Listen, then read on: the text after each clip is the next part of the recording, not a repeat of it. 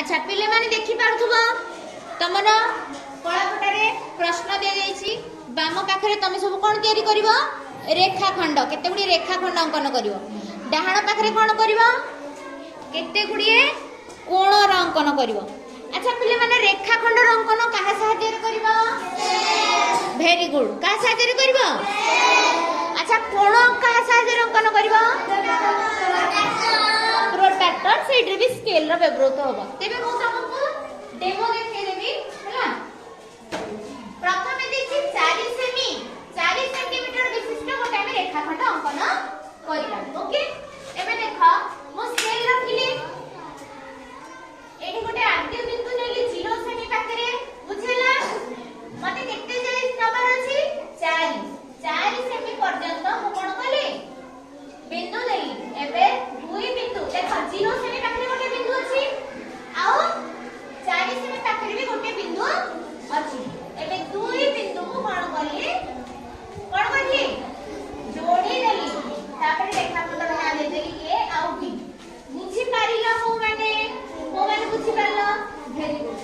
ता माने हमें ए भली बहुत विभिन्न प्रकार रेखाखंड अंकन करि परिबा नै। हां वेरी गुड।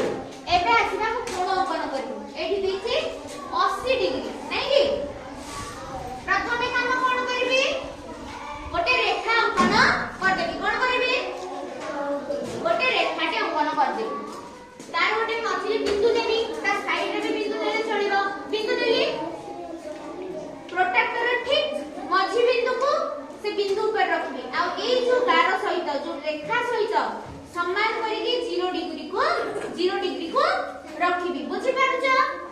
एबे मते नबा कोछि कोठी के 80 पाखु को 0 10 20 30 40 50 60 70 80 ठीक 80 सीधा रे मोटे बिंदु देली बिंदु देला परे एठी गोटे बिंदु ए बिंदु दुइटी को कोन करिबी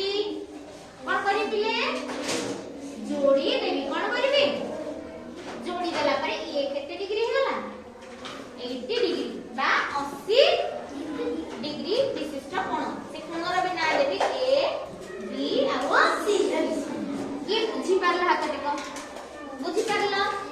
अच्छा को माने एबे ए कोण आ रेखाखंड सब अंकन करि परिबो तो संगे संगे करो तमे करि परिबो आ करलनी वाह वेरी गुड जल्दी